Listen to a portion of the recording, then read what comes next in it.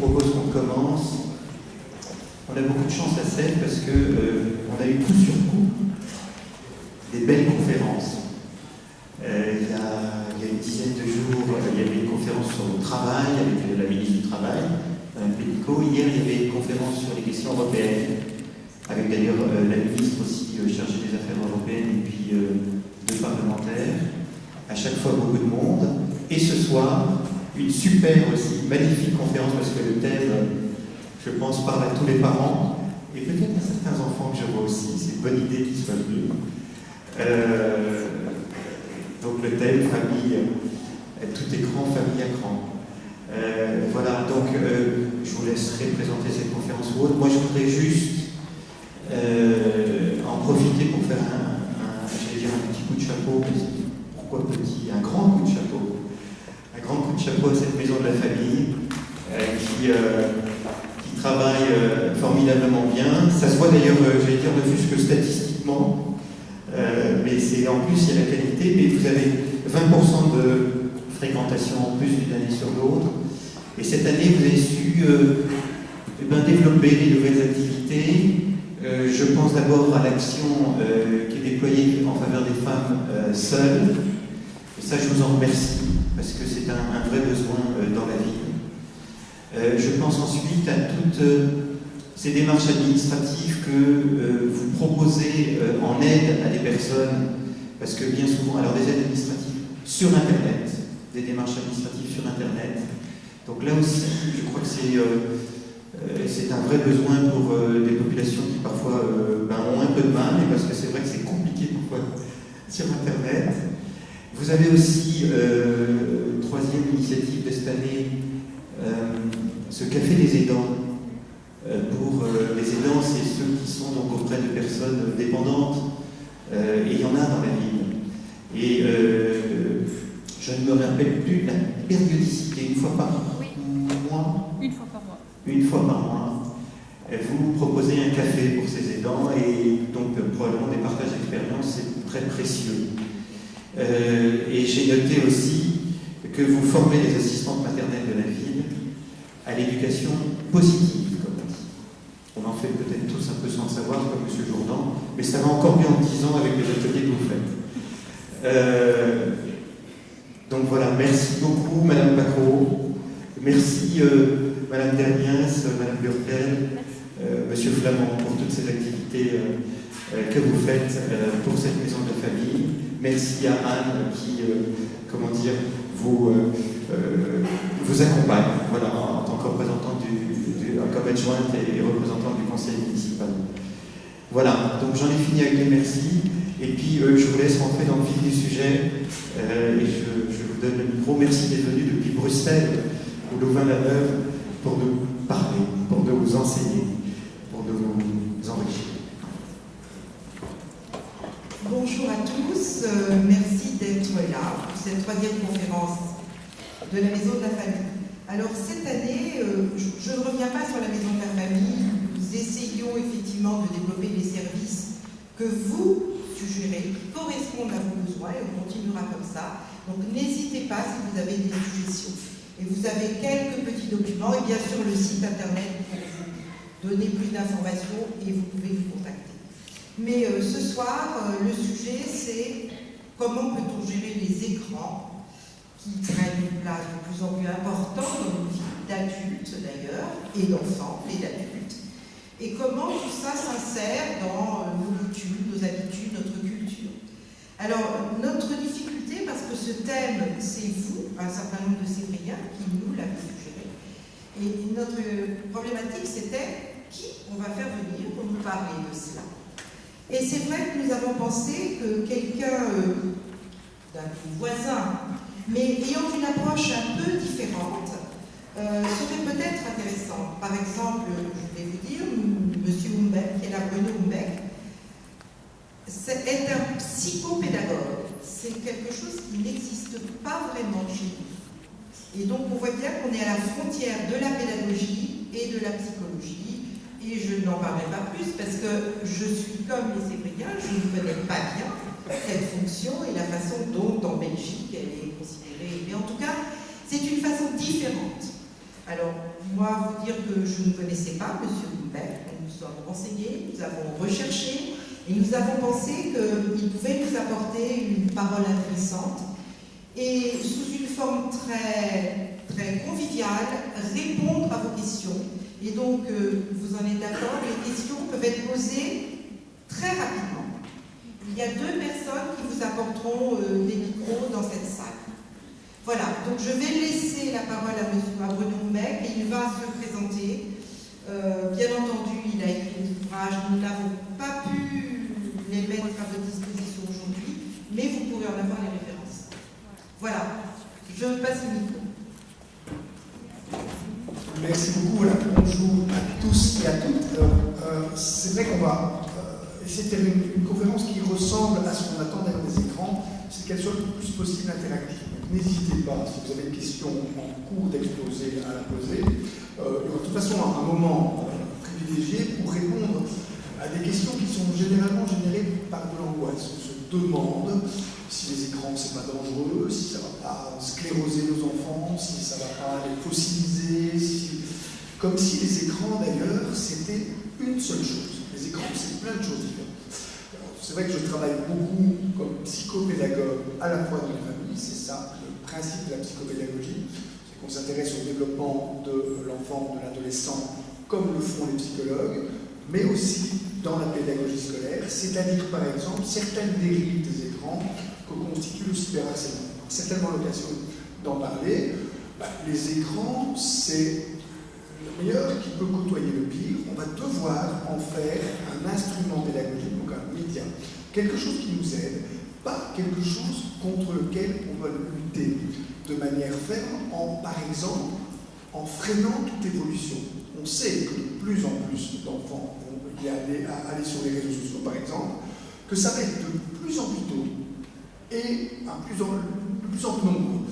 Le parent qui dit « mais moi je ne veux pas que tu y ailles maintenant, t'as que 12 ans, attends plutôt 13 ans, ou attends plutôt 14 ans, ou attends plutôt 15 ans », il va créer les conditions du silence. C'est-à-dire qu'il sait que s'il arrive quelque chose à son enfant, qu'il soit enfant ou adolescent, il va créer le silence parce que l'enfant n'osera pas lui dire qu'il lui arrive quelque chose de difficile, parce qu'il faut savoir.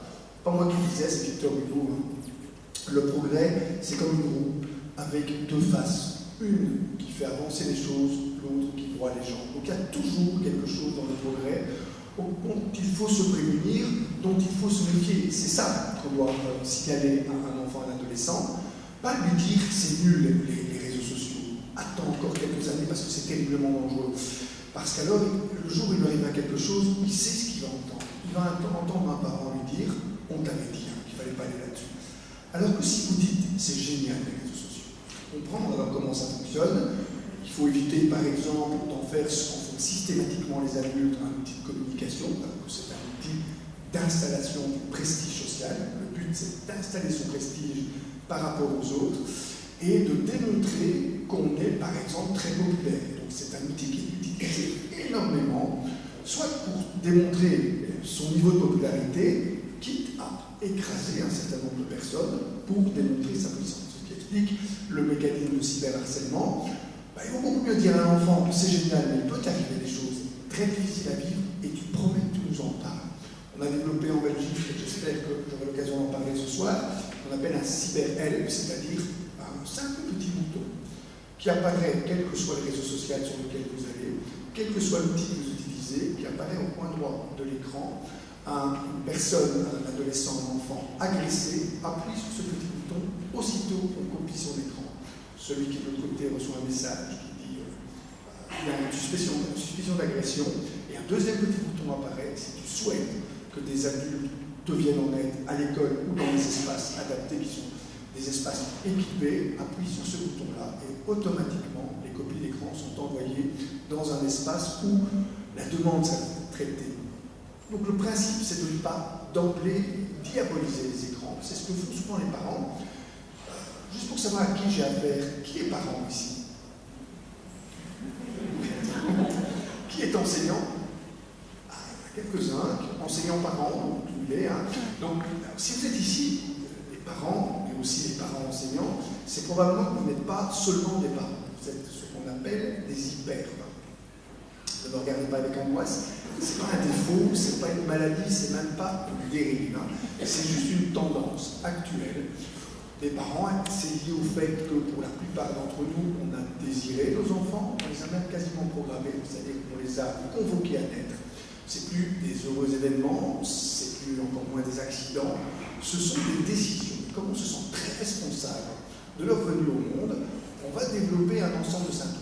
De nouveau, je vais énumérer les 3 symptômes majeurs, le mettre en lien avec ce qui pose question par rapport aux écrans. Mais de nouveau, ce n'est pas une maladie, donc si vous reconnaissez ces symptômes en vous, ne paniquez pas, hein, c'est tout à fait normal. Et l'hyperparentalité n'est problématique que quand elle pose trop de tension dans les familles. Par exemple, quand l'écran, j'aime beaucoup le titre qui a été choisi de la conférence, quand les écrans mettent la famille à cran.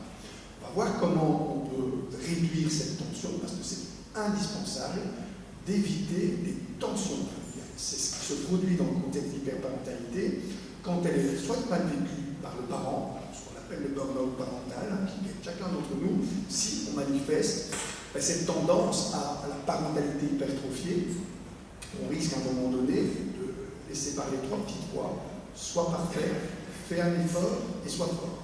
Si vous laissez parler ces petites voix continuellement en tant que parent, vous allez à un moment donné ou l'autre craquer. Ça met une tension sur le parent, ça met aussi une tension sur l'enfant, sur l'élève notamment, hein, parce qu'on veut absolument qu'il réussisse à l'école, on verra comment et pourquoi. C'est très compliqué pour le parent d'envisager cette réussite sans qu'on nous donne le droit finalement au tâtonnement, à l'échec, comme simplement un moment dans un parcours de réussite suppose d'intégrer des échecs.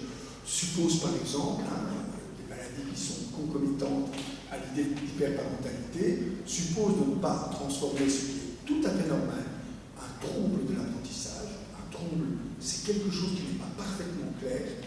De là en faire toute une maladie comme on le fait actuellement, c'est effectivement un pas supplémentaire. Ben, ce sont les dyspraxies, dysorthographies, disent souvent n'importe quoi sur ce plan-là, avec cette tendance aussi à considérer qu'il faut absolument que tu travailles à l'école, il faut absolument que tu arrêtes les écrans qui t'empêchent de travailler à l'école, comme si l'écran était le problème.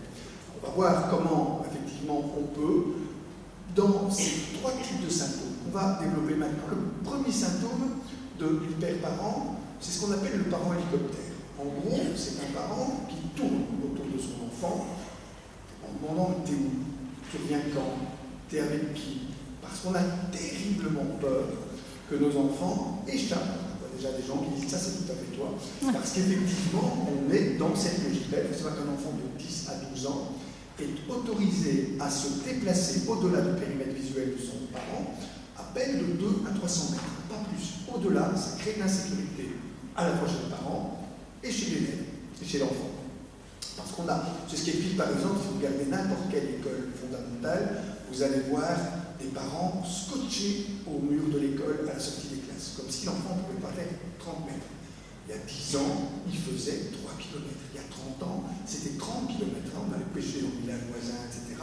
Et on pouvait très bien se retrouver dans un espace où on échappait au contrôle visuel du parent, sans que ce soit vécu comme particulièrement anxiogène.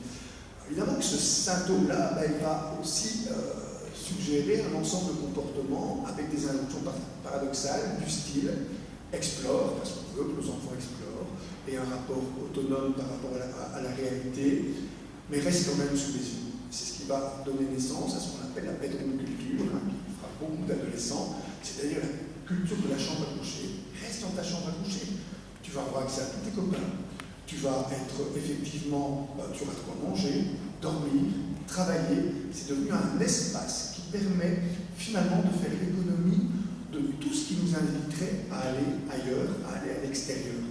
C'est les mêmes parents, ce sont vous aussi, qui se retrouvent alors le soir en se disant à une conférence, en se demandant qu'est-ce qu'on va faire avec ces écrans.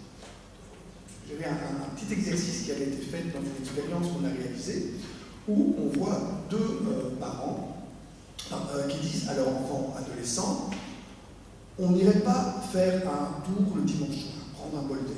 C'est tous cette tendance des parents de pouvoir aller balader ensemble, aller dans un magasin de meubles, comme ça c'est très fréquent.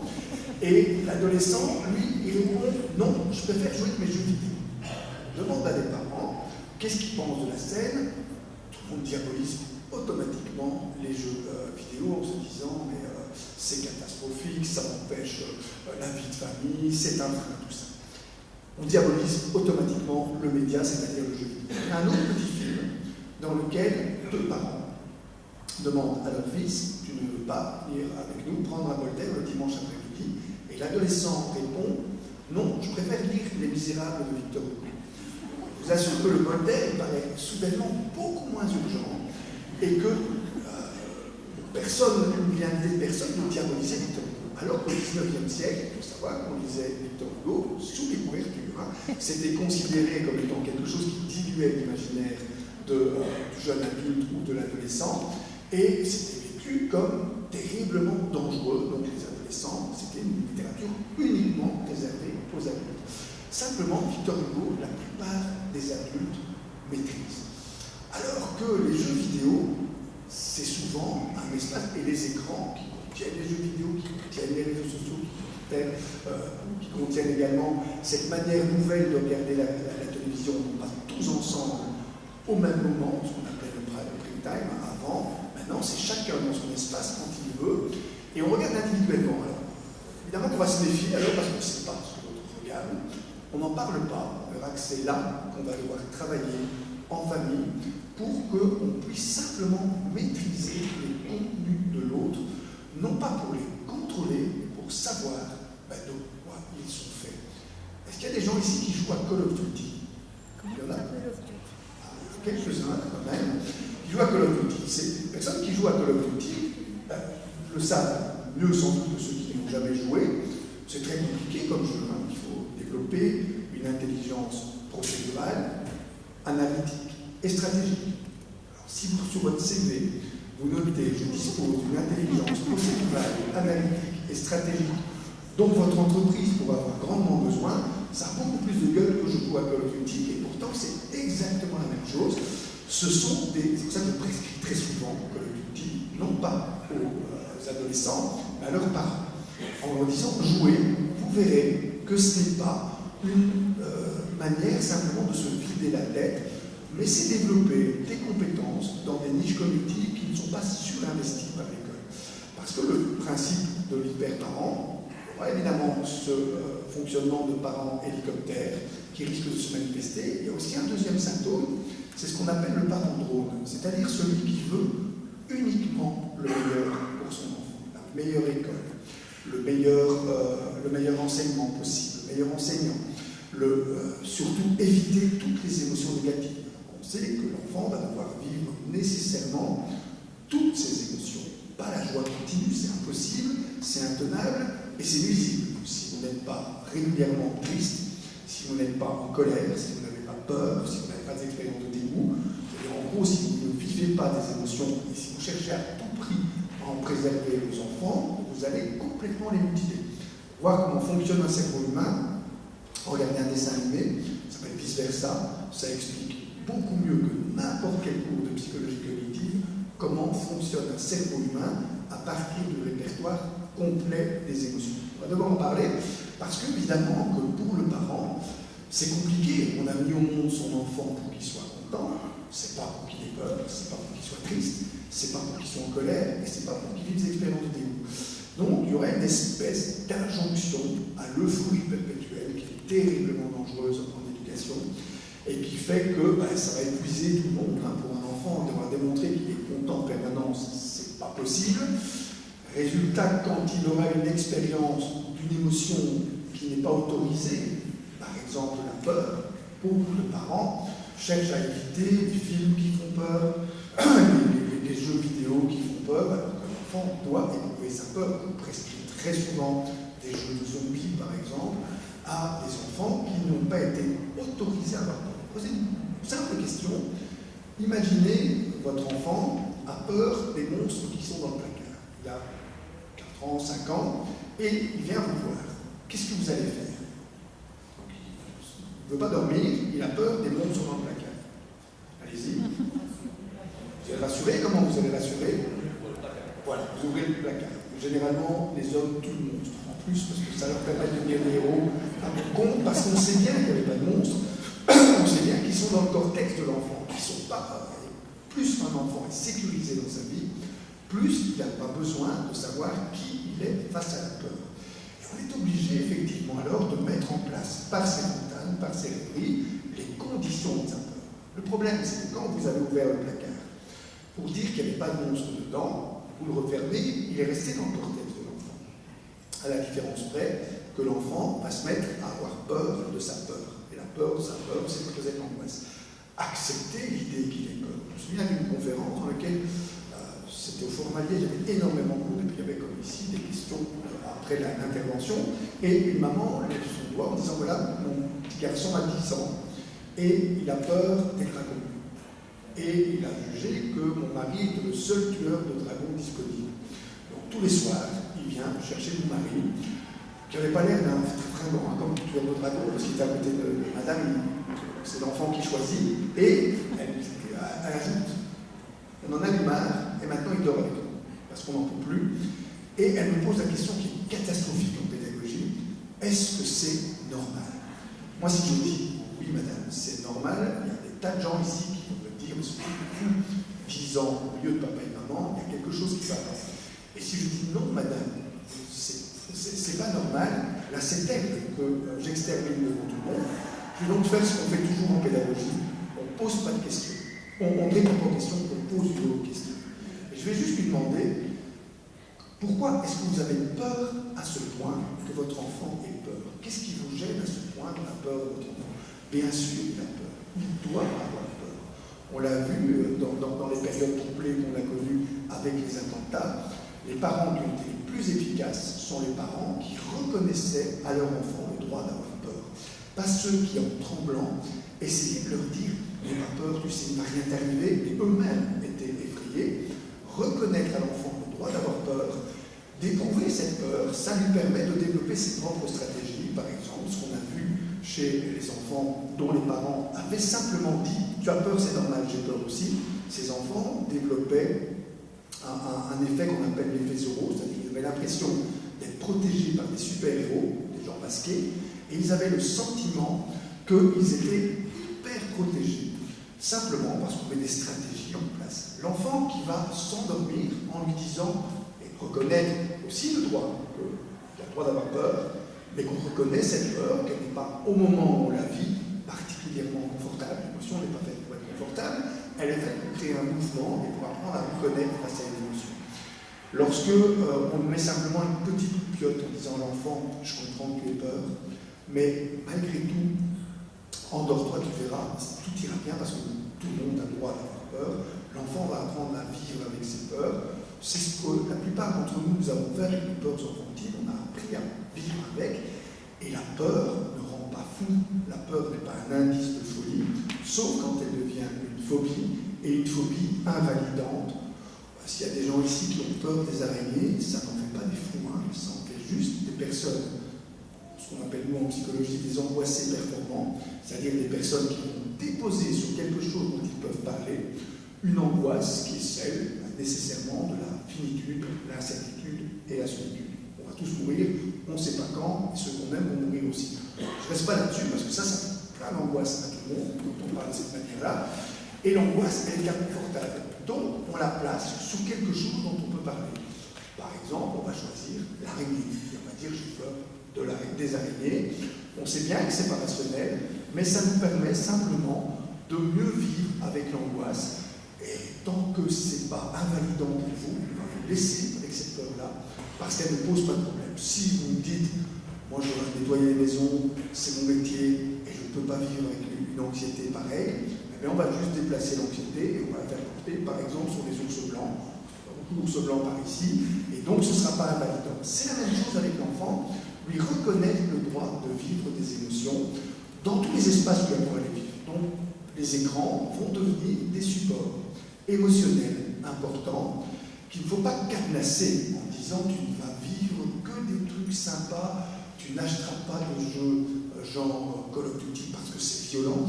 Très souvent, on va plutôt t'acheter des jeux dans lesquels on joue au golf, par exemple, qui sont très ennuyeux pour les enfants, qui n'ont aucun sens.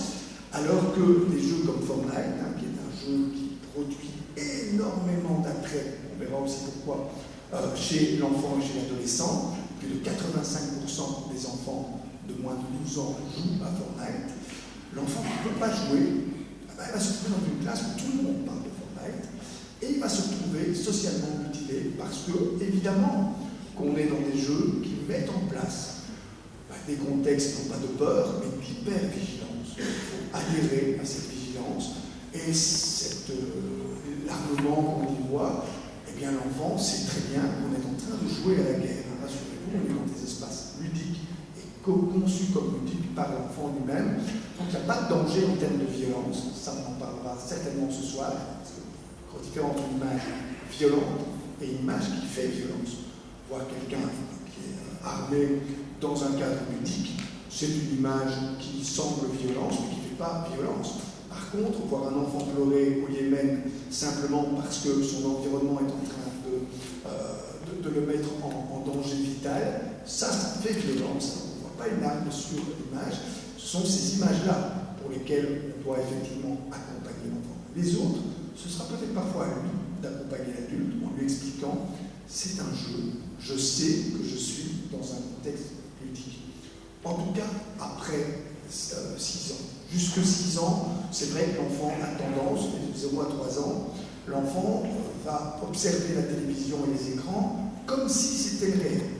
En gros, si vous avez un téléviseur, vous faites tomber, par exemple, des pop-corns, l'enfant va se précipiter pour ramasser les pop-corns. Parce qu'il ne fait pas la différence entre l'écran et ce qu'il vit réellement. À partir de 4 ans, il va commencer effectivement à percevoir qu'il y a une réalité, mais il va un peu tout mélanger. En gros, pour lui, Rambo et Stallone, c'est le même personnage. Il n'arriverait pas à lui dire que l'un est acteur, que l'autre est...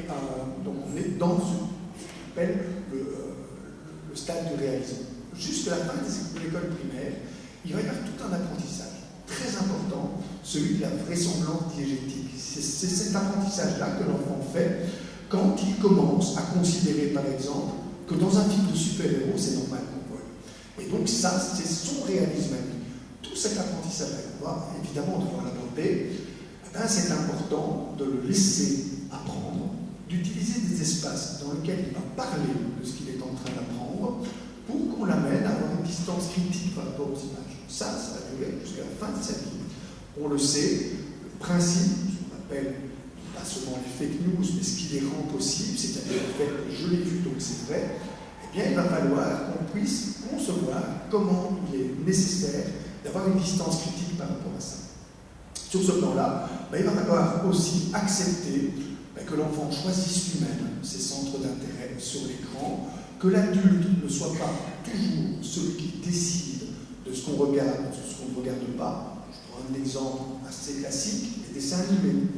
Les dessins animés, beaucoup de parents auront tendance à dire plutôt Kirikou, mais notamment les hyper-parents, plutôt Kirikou que Bob l'éponge. Vous connaissez Kirikou? Qu'est-ce qui aime bien Kirikou ici? Oui. Qu'est-ce qui aime bien Bob l'éponge? C'est très rare quand on aime les deux. Généralement, ceux qui aiment Kirikou n'aiment pas Bob l'éponge. Il faut savoir que Kirikou, c'est un petit exercice qu'on fait avec les enfants pour vérifier s'ils sont dans des contextes d'hyperparentalité. On leur demande c'est quoi ton dessin animé préféré. Si elles regardent leurs parents et qu'ils répondent Kirikou, c'est sûr que dans un contexte d'hyperparentalité, parce que Kirikou, les enfants n'aiment pas. C'est pas fait pour eux, c'est fait pour leurs parents. Essentiellement. Donc c'est très intéressant. Ça va nier des concepts qui ne sont absolument pas à portée d'enfants, la tolérance, le respect, etc. Ce sont des concepts. C'est pas réalisable d'imaginer qu'un enfant peut y accéder comme ça. Par contre, les parents sont rassurés quand l'enfant regarde Kirikou parce qu'ils ont l'impression que c'est dépourvu de violence, que c'est bienveillant, que c'est finalement une manière d'imposer le vivre ensemble, souvent sans penser à le construire. Le vivre ensemble, ça se construit, ça ne s'impose pas. Et donc il faudra plutôt donner des leçons pour apprendre la confiance, plutôt que de l'imposer avec des concepts.